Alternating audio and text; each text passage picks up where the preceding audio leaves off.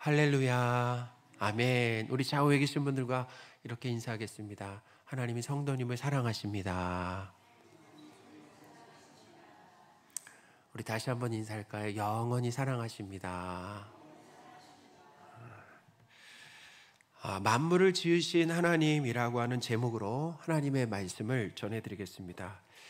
이 아덴에 도착한 이 바울은 베레아에 있는 이 실라와 디모데가 돌아오기를 기다리면서 이 아덴성을 둘러봤습니다.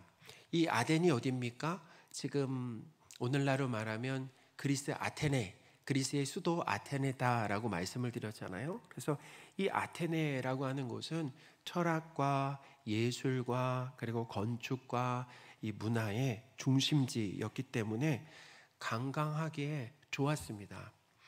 그러니까 오늘날도 이 그리스의 수도 아테네는 도시 전체가 마치 이 박물관, 고대 박물관이라고 할 정도로 관광의 명소다라는 거죠. 그러나 이 바울은 그 아덴을 돌아보면서 감탄하고 즐거워하지 않았습니다. 우리 같으면 관광지잖아요. 그러니까 막 감탄하고 막 놀라는 거죠. 그 건축물을 보면서. 아덴이 어떤 도시보다 우상숭배가 심각한 것을 보고 격분했다라고 이제 지난번에 말씀을 드렸잖아요. 그러니까 하나님을 믿지 않고 우상숭배를 하고 있는 것에 대한 어떻게 보면 올바른 분노다라는 거예요. 사람 분노를 할 수 있는데 잘못된 분노와 올바른 분노가 있는데 올바른 분노죠. 그러니까 잘못된 것에 대해서 바울이 격분했다라는 거예요. 바울은 이 아덴의 우상숭배가 가득한 것을 봤습니다. 자, 이제 중요해요. 봤어요. 근데 느꼈습니다. 뭘 느꼈습니까? 분노를 느꼈다. 보고 느꼈어요. 그리고 바울이 한 것이 무엇입니까? 바로 예수님과 부활을 전했다라고 하는 것이 정말 중요하죠. 하나님께서 사랑하시는 성도 여러분, 이 바울의 모습이 성도인 우리에게도 필요하다라는 것입니다. 우리가 세상에서 우리가 살아갈 때 세상에 이 화려함이 있잖아요. 그리고 이 편리함이 있습니다. 거기에 우리가 매력을 느끼고 푹 빠져요. 근데 그 빠지면 안 된다라는 것입니다. 거기에 매력을 느끼고 거기에 빠지면 안 되고, 하나님을 믿지 않고, 그러니까 하나님을 믿지 않고 만들어내는 세상이잖아요. 그 문화잖아요. 그런 모습인데, 그런 하나님을 믿지 않고 우상숭배하는 이 세상에 올바른 분노를 느낄 수 있어야 된다라는 것입니다. 거기에 분노를 느끼는 거예요. 하나님을 믿지 않는 세상. 그리고 그 세상에 예수와 십자가와 부활을 전해야 된다라는 거예요. 우리가 이 땅에 존재하는 중요한 이유입니다. 우리가 이 땅에 존재하는 이유가 뭐라고요? 이 땅에 하나님을 떠나 있는 세상, 하나님을 믿지 않는 세상, 그 세상을 만들어 놨잖아요. 어떤 세상입니까? 천국이 아니라 지옥을 만들어 놨잖아요. 그 지옥을 보면서 우리가 어때요? 이 거룩한, 어떻게 보면 올바른 분노를 우리가 느끼면서 이 세상에 예수님의 십자가와 부활을 전해야 된다라고 하는 것. 그것이 우리가 이 땅에 존재하는 아주 중요한 이유다라는 것입니다. 바울이 아덴에 있는 장터에서 바울은 그랬어요. 아덴에서 유대인의 회당에서도 예수님을 전했고, 그리고 회당 밖의 장터, 시장에서 예수님과 부활을 전했는데요. 그때 사람들은 바울을 데리고 아레오바고라고 하는 곳으로 데리고 갔습니다. 19절인데요. 우리 같이 한번 읽어보겠습니다. 그를 붙들어 아레오바고로 가며 말하기를 내가 말하는 이 새로운 가르침이 무엇인지 우리가 알 수 있겠느냐. 아멘. 이 아레오바고라고 하는 이 지역은 공식적으로 뭐냐면 이곳은 재판과 회의를 하는 곳이었다라는 거예요. 그래서 오늘날도 있잖아요. 그리스에 혹시 그리스 아테네를 방문해 보신 분이 있거나 아니면 앞으로 계획이 있으신 분은 그 그리스에 아레오바고 광장이 있습니다. 실제로 있어요. 그러니까 역사적으로 그리스에 가면 아레오바고 그 광장이 있는데 아크로폴리스. 그러니까 아크로폴리스라고 하는 것은 뭐냐면 이 아테네 도시국가를 보면 거기에 그 높은 동산이 있습니다. 도시에서. 그러니까 그 높은 동산 위에 뭐가 세워져 있냐면 뭐가 세워져 있습니까? 아크로폴리스에 신전들이 세워져 있다라는 거예요. 그러니까 그 신전들이 세워져 있는데 그 신전 근처에 뭐가 있냐, 아레오바고 이제 광장이 있는 거죠. 여기 가보시면 뭐가 있냐면 거기 바울이 설교했던 오늘 본문이 있어요. 그러니까 동판으로 새겨놓은 거죠. 그게 바울이 설교했던 사도행전 17장의 그 본문이 거기 있습니다. 실제로. 그래서 앞으로 가보실 분들은 그 아레오바고 광장에 가셔서 바울이 설교했던 그 지역과 거기에 본문, 오늘 본문이 있다라는 것을 한번 확인해 보시면 좋겠습니다. 이 사람들이 바울을 아레오바고로 이렇게 데려갔는데, 그렇게 데려간 이유는 뭐냐면은 이제 바울이 전한 이 예수님과 부활에 대해서 좀 더 자세히, 그 시장에서보다는 그 장소를 옮겨서 조금 더 자세히 듣기 위해서 아레오바고로 이제 사람들이 바울을 데려갔다라는 것입니다. 이 아덴 사람들에게 바울이 전한 예수님과 그리고 이 부활은 처음 들어보는 아주 새로운 가르침이었다라는 거죠. 이 아덴에 살고 있었던 여유 있는 사람들은, 그러니까 여유 있는 사람들과 이 외국인들은 새로운 것을 말하고 듣는 것을 아주 무척 좋아했다라는 것입니다. 그러니까 새로운 생각과 어떤 지식과 철학과 종교 등에 대한 관심이 많았어요. 그러니까 이것은 뭐냐면 어떻게 보면 지적인 그런 호기심이다라고 할 수 있는 거죠. 그만큼 뭐가 있었던 것입니까? 재정적인 여유가 있었던 거죠. 재정적인 여유가 있었기 때문에 말하고 듣는 이 토론에 시간을 많이 쓸 수가 있었다라는 거예요. 21절인데요. 같이 한번 읽어보겠습니다. 모든 아덴 사람과 거기 나그네 된 외국인들이 가장 새로운 것을 말하고 듣는 것 이외에는 달리 시간을 쓰지 않음이더라. 아멘. 그러니까 여유가 있었다라는 것입니다. 아덴 사람들과 이 외국인들은 바울이 전한 예수님을 믿기 위해서 거기에 모인 것이 아닙니다. 믿기 위해서 모인 것이 아니라 이런 지적 호기심을 해결하면서 어떻게 보면 그게 재미였던 거예요. 그들의 재미였다, 즐거움이었다라는 것입니다. 바울은 이 아레오바고에 모인 사람들에게 이제 설교하기 시작했다라는 거예요. 참 감사한 일이죠. 뭐냐면 아레오바고로 이제 바울을 이끌고 거기서 뭐냐면 어떻게 보면 이제 설교할 수 있도록 기회를 준 거죠. 연설할 수 있도록 기회를 딱 허락했다라는 거예요. 그래서 바울이 이제 연설하기, 설교하기 시작했는데요. 그 첫 번째 내용이 무엇입니까? 그 첫 번째 내용이라는 것은 이거예요. 아덴 사람들의 그 실체를 정확하게 진단해 줬습니다. 아덴 사람들의 실체를 정확하게 진단해 줬는데 뭐라고 얘기했습니까? 너희는 범사에 종교심이 많다라고 했다라는 거예요. 22절인데요. 같이 한번 읽어보겠습니다. 바울이 아레오바고 가운데 서서 말하되 아덴 사람들아 너희를 보니 범사에 종교심이 많도다. 아멘. 이 종교심이 많았다라고 하는 것이 어떤 의미입니까? 이 아덴 사람들은 많은 신들을 섬기는데 열심을 냈다라는 거예요. 신들을 섬겼어요. 이 아덴 도시에는 크고 작은 신전들이 많았다라고 이렇게 말씀을 드렸죠. 그 신상들도 많았고 제단들도 아주 즐비했습니다. 아덴 사람들은 이 아덴의 여신이 누구였습니까? 수호신이 아테나였죠. 그러니까 지혜의 신 이 아테나만 아니라 제우스, 하늘의 신, 신들의 신이라고 하는 제우스도 섬기고 또 뭐예요? 포세이돈. 그 신화에 보면 이런 이야기가 있습니다.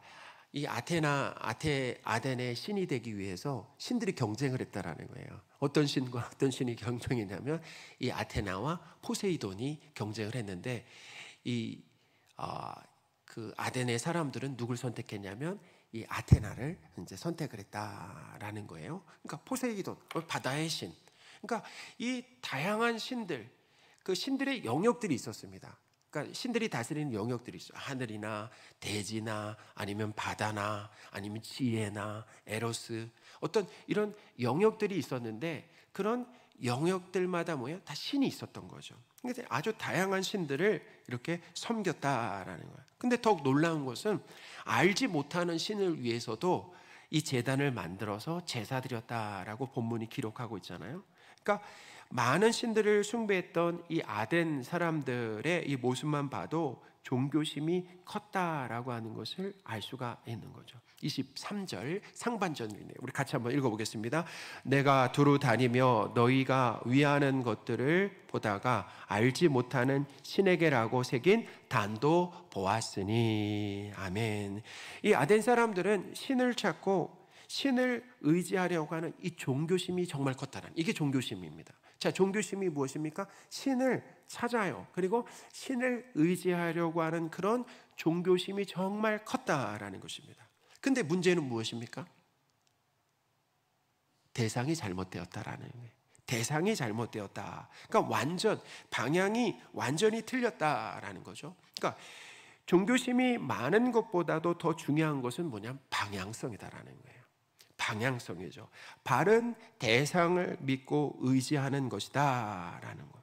이게 정말 중요한 거죠. 근데 잘못된 방향, 틀린 대상을 숭배했다라는 것을 알 수 있는 거죠. 하나님께서 사랑하시는 성도 여러분, 사람에게는 누구나 바로 이와 같은 종교심이 있습니다. 사람에게는 누구나 뭐가 있다고요?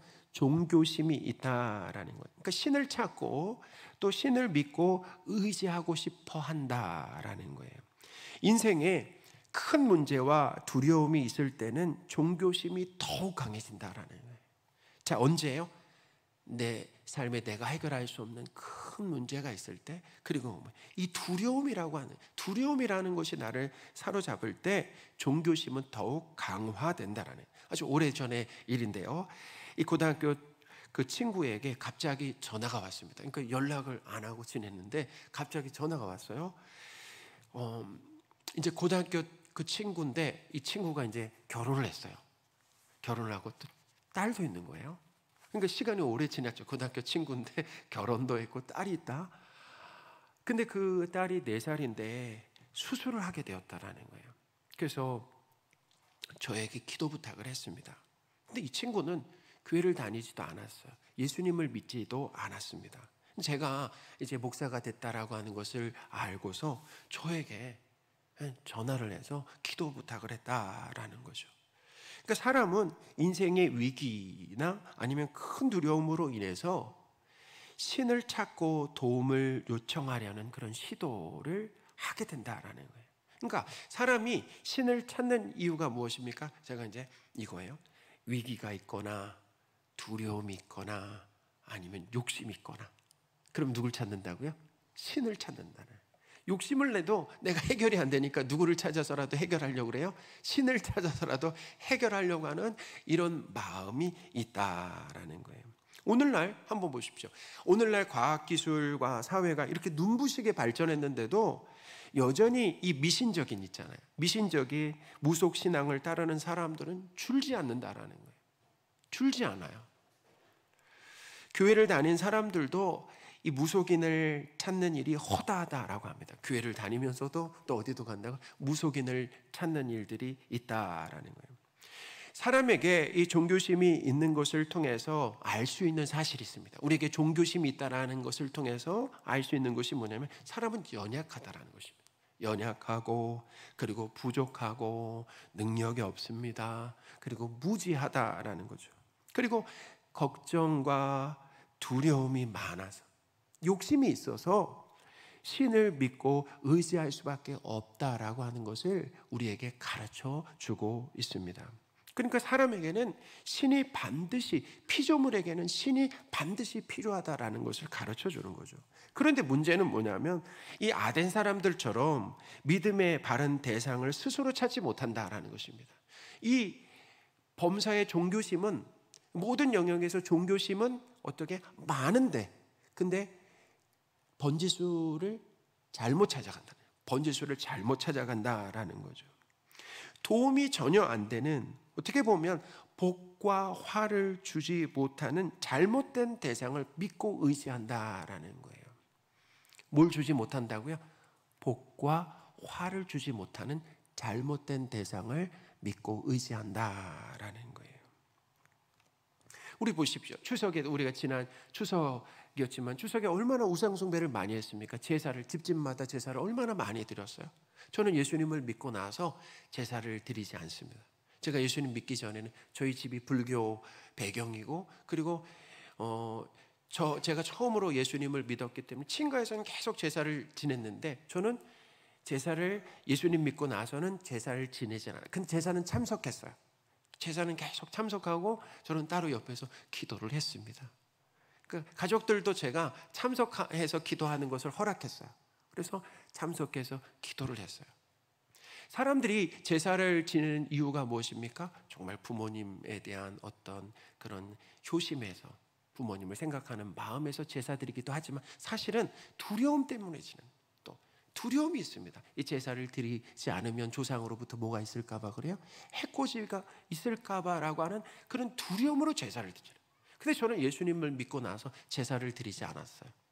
제사 드리지 않는 것이 두렵지 않았습니다. 제가 오히려 제사를 드리지 않고 더 잘 됐어요. 그러니까 우리는 어쩌면 화와 복을 주지 못하는 잘못된 대상을 믿고 의지한다라는 거죠. 복을 주지 못해요. 또 화도 주지 못하는 잘못된 대상에 매여 있는 것입니다. 그러니까 어떻게 보면 자유하지 못한 거 아니겠습니까? 요즘에도 그래요. 어떤 달력에 보면은 이런 달력이 있잖아요. 손 없는 날이라고, 이사 가야 되는데 손 없는 날 이사가, 그 손 없는 날 이렇게 써 있어요. 근데 저는 그거 보면서 어떻게 이사 가는데 손 없는 날 이사 가면 어떻게 이사를 하나? 손이 있어야지 이사를 가지. 농담인 거 아시죠? 이 손 없는 날이 무슨 날입니까? 이렇게 얘기합니다. 사람들은 귀신의 방해가 없는 날이라고 그래요. 그 손 없는 날이라고 그래요. 그러니까 사람들은 그 이사 하나도 제대로 못하는 거예요. 거기에 붙들려 있어요. 자유하지 못한다라는 것입니다. 그러니까 복과 저주를 주는 것, 화를 주는 대상을 어떻게 보면 잘 몰라요. 잘못 알고 있는 거죠.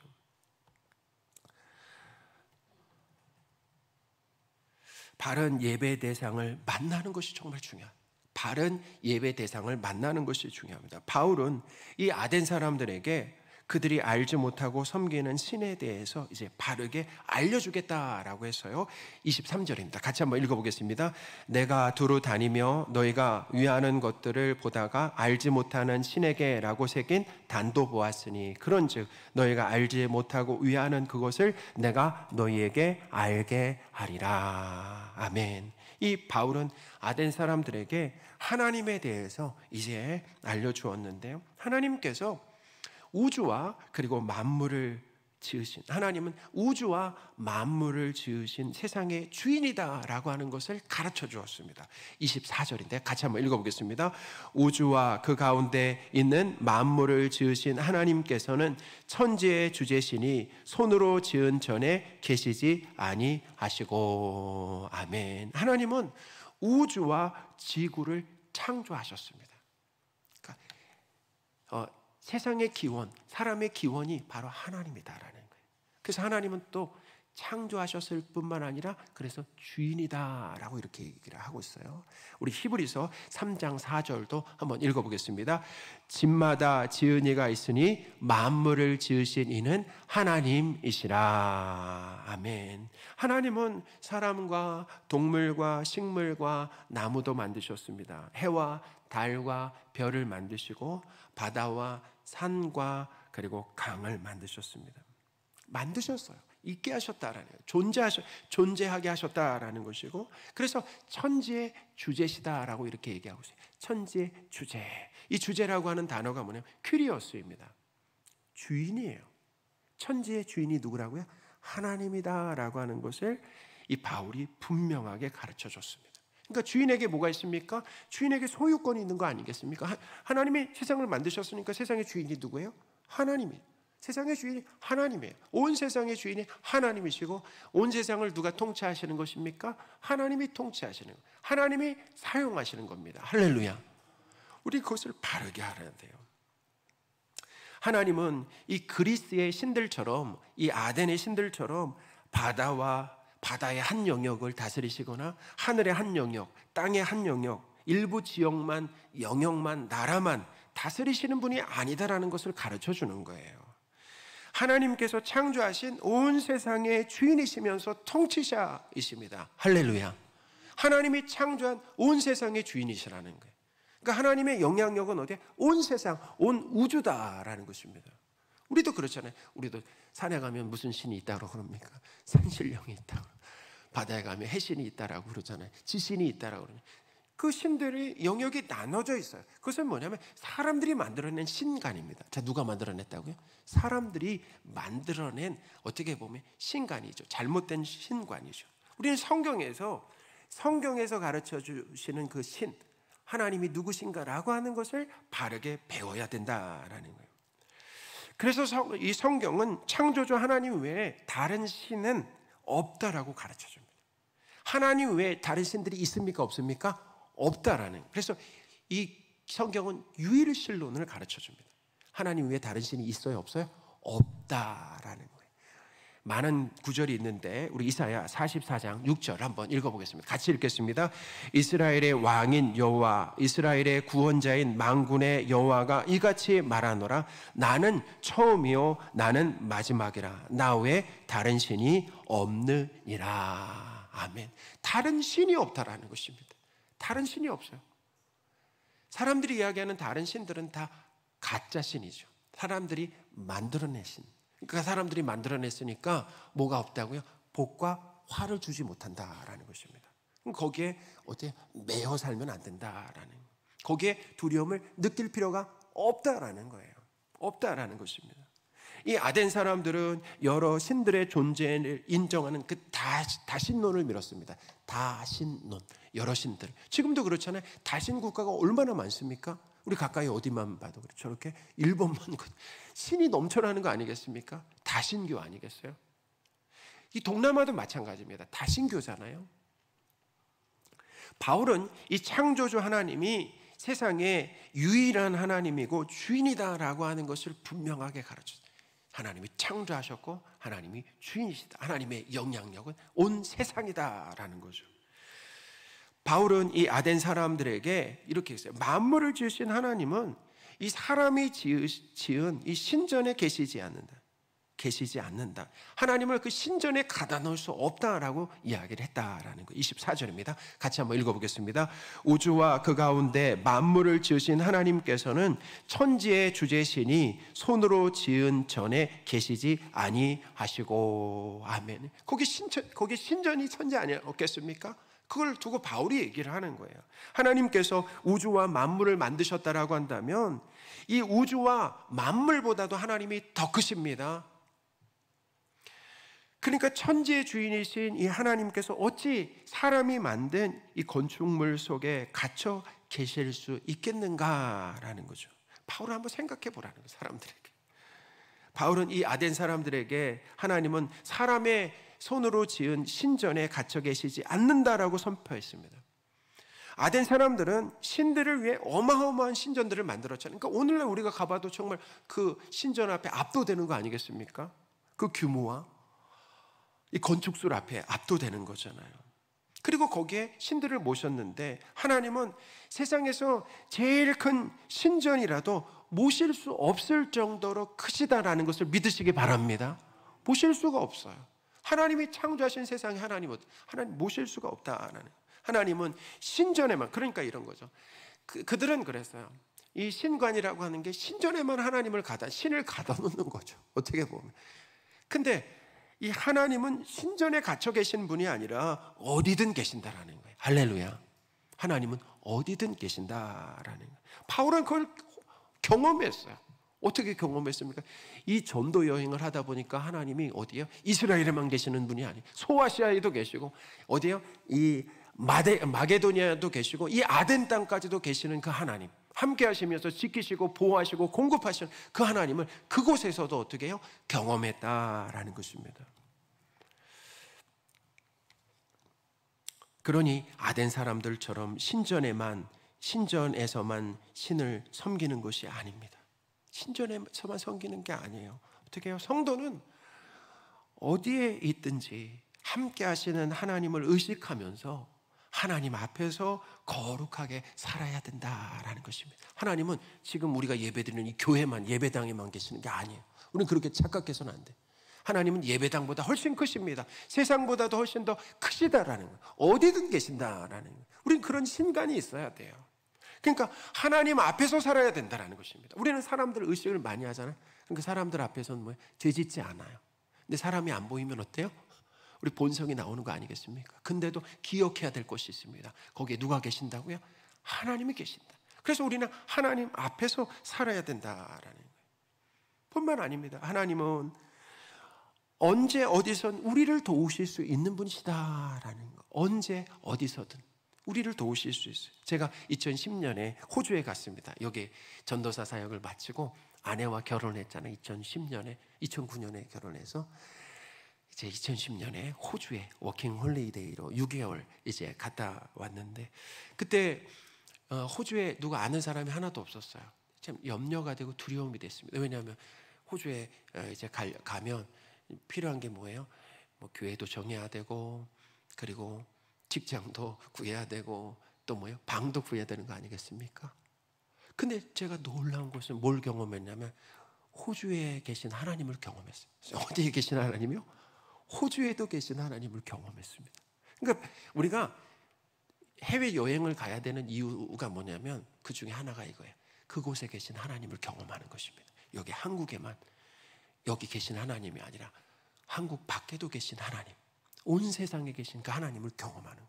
하나님의 함께 하심으로 인해 교회도 정해지고, 교회가 정해지니까 뭐도 정해지냐면 집도 정해지고 또 직장도 정해졌어요. 그래서 6개월 동안 정말 하나님이 호주에서도 함께 하시고 지키시고 보호하신다라는 것을 아주 생생하게 느끼면서 왔어요.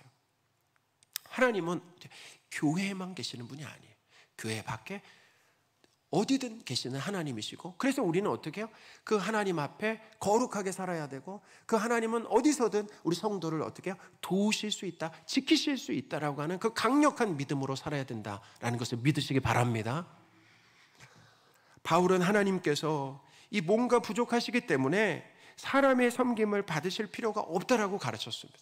25절인데 같이 한번 읽어보겠습니다. 또 무엇이 부족한 것처럼 사람의 손으로 섬김을 받으시는 것이 아니니 이는 만민에게 생명과 호흡과 만물을 주시는 이심이라. 아멘. 아덴 사람들은 각종 음식과 재물과 의복과 귀중품으로 신들에게 제사하고, 제사 지내고 달래서, 그렇게 제사 지내는 이유는 두 가지였어요. 해코지를 피하는 거예요. 다양한 신들에게 섬겼다는 이유는 뭐냐면 해코지를 피하고 그리고 복을 받기 위해서다라는 거죠. 그러니 이 아덴 사람들은 신들을 섬기는데 열심을 냈습니다. 그들이 열심과 정성으로 신들을 섬긴 만큼 신들이 보상해 준다라고 믿었어요. 근데 바울은 이 천지를 창조하신 하나님은 사람의 섬김과 도움이 필요 없다라고 했습니다. 하나님은 우리의 인정이 필요 없습니다. 여러분, 우리의 찬양이 필요 없어요. 하나님, 우리의 헌금이 필요 없습니다. 우리의 봉사가 필요하지 않으시다라는 거예요. 우리가 많은 헌금을 드리는 것에 대해서 하나님 막 놀라시고, 이렇게 헌금을 많이 했어, 놀라시거나 그렇게 헌금을 많이 했다라고 해서 우리를 특별하게 대우해 주시지 않는다라는 거예요. 하나님은 뭐가 필요 없다고요? 돈이 필요가 없으시다. 하나님은 온 세상을 창조하시고 그리고 온 세상의 주인이시다라는 거예요. 하나님에게는 돈이 필요 없습니다. 우리가 헌금을 드리는 이유가 무엇입니까? 그것은 하나님께 보태드리는 게 아니잖아요. 하나님의 은혜에 감사하고 우리에게 있는 것이 하나님의 것이다라고 하는 고백으로 헌금을 드리는 거 아니겠습니까? 하나님은 사람의 도움 없이, 보세요, 세상을 창조하셨습니다. 세상을 창조하셨을 때 하나님이 다 하셨어요. 그리고 사람을 몇째 날 만드셨습니까? 6일째 날에 만드셨습니다. 그러니까 사람의 손을 빌리지 않으셨어요. 6째 날 창조하시고 나서 세상을 오히려 선물로 주셨다라는 거예요. 할렐루야. 세상을 선물로 주셨다라는 거예요. 그러니까 바울은 하나님께서 그래요. 오히려 사람들에게 은혜를 베푸신다라는 거예요. 그러니까 하나님은, 바울이 얘기합니다, 온 세상을 창조하시고 주인이십니다. 그리고 그분은 어디에든 계십니다. 어디에든 계시며 뭐예요? 은혜를 베푸시는 분이다라는 것을 바울이 설교를 했는데요. 25절 우리 같이 한번 읽어보겠습니다. 또 무엇이 부족한 것처럼 사람의 손으로 섬김을 받으시는 것이 아니니 이는 만민에게 생명과 호흡과 만물을 친히 주시는 이심이라. 아멘. 바울은 하나님께서 사람들에게 생명을 주신다. 그리고 뭘 주신다라고 합니까? 호흡을 주신다. 그리고 만물을 주신다라고 얘기를 하셨습니다. 그러니까 하나님은 사람에게 생명을 주시는 거예요. 하나님이 생명을 주셨기 때문에 우리가 이 땅에 존재한다라는 것을 믿으시기 바랍니다. 중요한 건 뭐냐면 하나님은 생명을 주시는 것뿐만 아니라 생명을 유지시켜 주신다라는 거예요. 할렐루야. 하나님께서 우리 코끝에서 호흡을 거두시면 어떤 일이 일어나는지 아세요? 오늘 우리가 이 자리에 없는 거예요. 오늘 우리가 일어날 수가 없네요. 우리 코끝에서 호흡을 거두시면 말이죠. 시편 104편 29절입니다. 같이 한번 읽어보겠습니다. 주께서 그들의 호흡을 거두신 즉 그들이 죽어 먼지로 돌아가나이다. 아멘. 이렇게 이야기하고 있습니다. 그러니까 죽고 사는 것이 누구에게 달린 것입니까? 하나님께 달렸다라는 것을 믿으시기 바랍니다. 하나님께 달렸어요. 그러니까 두려워하지 마세요. 죽고 사는 것은 하나님께 달렸어요. 또한 하나님은 우리 생명을 유지시키시기 위해서 만물을 주신다라는 거예요. 만물을 주신다. 살아가는데 필요한 모든 것을 은혜로 공급해 주시고 보호해 주신다라고 하는 뜻이 거기에 담겨져 있습니다. 그러니까 하나님은 우리에게 복과 화도 주십니다. 그러니 우리가 믿고 의지하고 예배해야 할 참 대상은 창조주 하나님이시다라고 하는 것을 잘 배우시는 저와 여러분들이 되셨으면 좋겠습니다. 하나님을 믿고 의지할 때 우리에게 있었던 두려움이 해결된다라는 거예요. 뭐가 해결된다고요? 두려움, 염려와 불안이 해결되게 된다라는. 다윗처럼 고백할 수 있게 돼요.